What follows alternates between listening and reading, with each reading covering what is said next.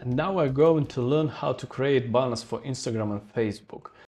As you know, you can place ads for Facebook and Instagram from one ads manager, and there are common sizes and common practices for Instagram and Facebook. So in this section we will learn how to create all these banners.